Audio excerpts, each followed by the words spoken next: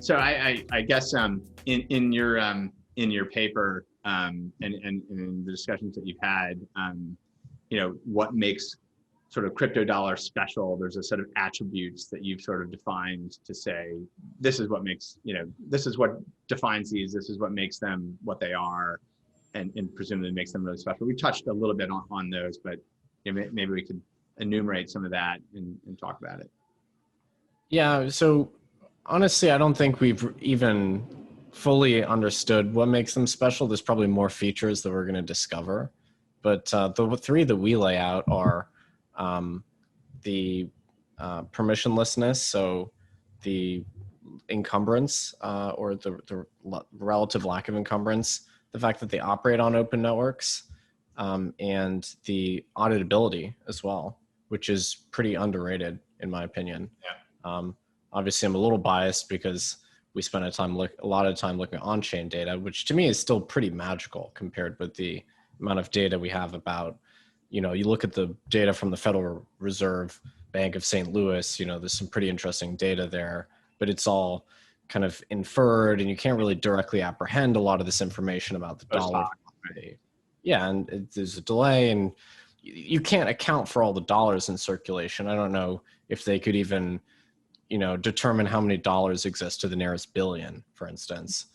With crypto dollars, you can audit them to the last tenth of a penny, so that's a significant difference. We've already touched on the transactional freedom, but I think that's really, really key. And I think it's a different model from, say, PayPal, where PayPal is actively, evaluating the risk of every single transfer that happens on the network. This seems a little different to me. And then you have the fact that it's on an open network and any talented developer can just build a product, effectively a smart contract, and deploy it to the world and not even have a relationship with their end users. And they can reference an existing contract, that's the composability thing, which is pretty magical once you start to think about it. And it just means that the pace of development is so much faster than the banking sector, which seems pretty sclerotic to us these days. Yeah, Matt. I was going to say, I think we're also just going to start to see a lot of competition on various axes of risk. And so there are some really fundamental trade-offs between using different types of stablecoins too. And so I think you're going to start to see differentiation based on the censorship-resistant properties of these networks. You're going to start to see differentiation based on some of these platforms are a lot more likely to have institutional participation. I would definitely put USDC on that platform. So I think that the addressable market of just dollars that can participate on those networks will be a lot larger on networks like USDC versus something like... Count dollar money markets and imagine if more of that was on digital currency. Right? Totally. Now, the trade-offs versus using something like Tether, where we could argue whether or not that platform is fully backed, but certainly there would be censorship-resistant kind of trade-offs there between this more centralized project. And the interesting thing on that is people talk about blacklisting and like stablecoins that have these censorship mechanisms built in, and I think it's been publicly disclosed that Center Consortium has approved one blacklist, but it turns out there's dozens and dozens of them done by Tether. Sometimes we don't know why, we don't know who. Is it done for a friend who lost some money on an exchange? We don't really know. There's no transparency. Yeah. There's no policy. There's no accountability. So it's not censorship resistant at all. Yeah. Yeah. I think I looked yesterday and there are 100 addresses blacklisted on Tether so far. I mean, look, I think it does underscore the fact that I think what people perceive as maybe censorship resistant maybe isn't. And I think the big question there in everyone's mind in the industry is what would happen in the event of an enforcement action, and sort of what role would the parent company play, and how would they fight that. And then the last one is just, I think we're going to start to see a lot more experimentation around some of these algorithmically designed platforms. And the key risk there is just around whether or not they break and whether or not they can hold a peg. And so it's fascinating, just the innovation along all of those dimensions. And I think depending on the use case, you would gravitate as a developer towards one category versus the other. Yeah. On that topic of blacklisting, one thing I've noticed recently is It's pretty arbitrary who can get access to kind of like the rollback feature kind of thing. And you see people that lose money with Tether. Maybe there's a bug.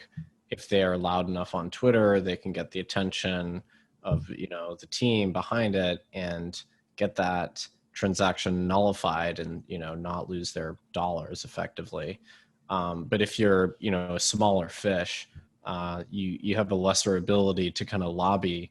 And so it's very vague and very unclear to me what the actual line of demarcation is or what the protocol is for having these, having Tether itself overruled the ledger of record, which is the blockchain, which is not a great situation, I would say, for users. Yeah, I mean, it's one of the reasons why Center Consortium publishes its blacklisting policy on the transparency page on Center.io, and it's extremely clear that, basically, if the network is the fundamental security of the network is jeopardized, say, admin keys, privilege keys, things like that, obviously there would be a justification. But other than that, the language is very clear, which is a final binding court order from a competent U.S. jurisdiction presented to Center Consortium's governing body. That's pretty specific. Someone who's loud on Twitter that doesn't meet that criteria. And that's quite a high standard to meet. It's a very high standard to meet.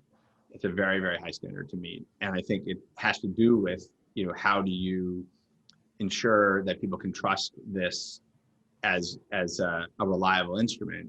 And I think, there may be policies that emerge in the future that are outside of us that define other things that might need to be in place. But right now, Center Consortium is a governance mechanism on this, and it governs a lot of different things. But one of those is that policy, and transparency is really key around that. So I guess the higher the barrier to climb is to asking for a blacklisting, the just generally higher quality the settlement assurances are on the network. That's right. itself. I think that's exactly right.